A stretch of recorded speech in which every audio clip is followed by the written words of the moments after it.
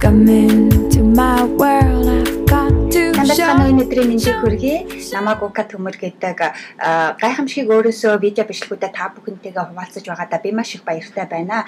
Мөн өмнөх бичлэгүүдийг үзэж сонирхож сэтгэлдээ үлдээж надтай холбоо барьсан бүх найз нартаа чин сэтгэлээсээ талархаж байна.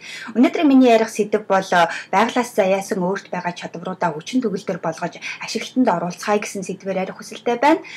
Заримдаа бид хэн нэгний гаргасан үр дүн таалагдсан эсвэл яг тэр хэмжээний үр дүнг өөр дээрээ гаргахын тулд бид бусдыг копидж дүүрэж эхэлдэг. Үүнд буруу байхгүй.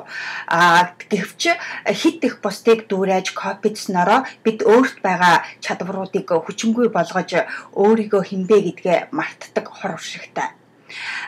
Дэлхийн ертөнц бид бүгдэд яг ижил хэмжээний гайхамшигтай бэлгийг өгсөн байдаг гэдэгт би маш их итгэлтэй байдаг. Тиймээс өөрт байгаа энэ сайхан бэлэг болох чадваруудыг олж тогтоож, ашиглаж эзэмшиж эхлэх нь зүйтэй болов уу?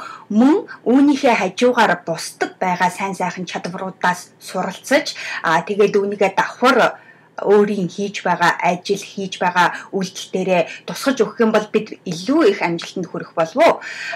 Тийм учраас өнөөдрөөс эхлээд өөрийгөө сайн ажаад өөрд өгөгдсөн чадвар юу байна? Түүнийг олж тогтоож, хөгжүүлж, ашиглаж эхэлцгээе. Мөн өөрийн чадварыг үл тоож, бусдыг дүүрэж копидох гэсэн тэр бодлоо өөрчилцгөөё.